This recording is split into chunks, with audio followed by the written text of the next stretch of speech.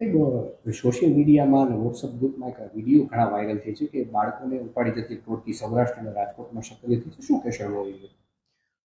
છેલ્લા ઘણા સમયથી રાજકોટ સહિત સૌરાષ્ટ્રના અમુક અમુક એરિયાઝમાં એવા બનાવો સામે આવેલા છે જેમાં માણસોના ટોળાઓએ અમુક અમુક પુરુષો અને મહિલાઓને આ રીતે માર મારેલા છે કે એ બાળકોને ઉપાડી જનાર ટોળકીના સભ્યો છે અને બાળકોને ઉપાડી જવાનું કામ કરે છે.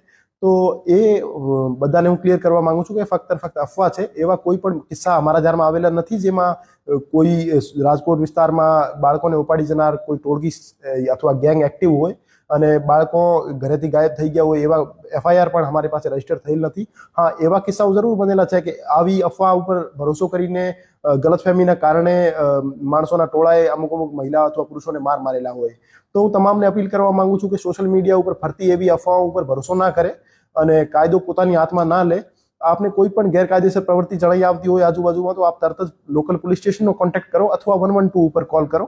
અને તમામ વાળીઓને પણ હું અશ્યોર કરવા માંગુ છું કે એવી કોઈ પણ ગેંગ રાજકોટ વિસ્તારમાં એક્ટિવ નથી જેમાં જે બાળકો ઉપાડી જવાનું કામ કરતી હોય.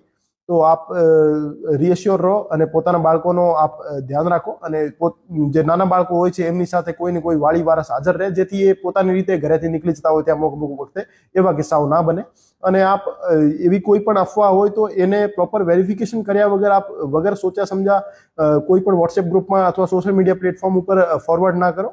અને પ્રોપર વેરિફિકેશન કર્યા પછી જ આપ કોઈ પણ ન્યૂઝ સોશિયલ મીડિયા ઉપર શેર કરો અને જવાબદારીપૂર્વક વર્તન કરો.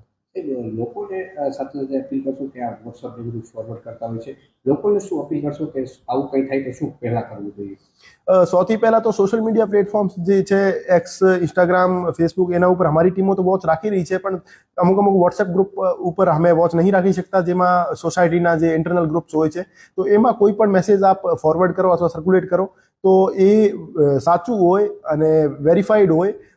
ફક્ત અને ફક્ત ત્યાંથી રિસીવ થયેલો મેસેજ આપ વગર સોચ્યા સમજા બીજા ગ્રુપમાં ફોરવર્ડ ના કરો જેનાથી કોઈ પેનિક ક્રિએટ થાય.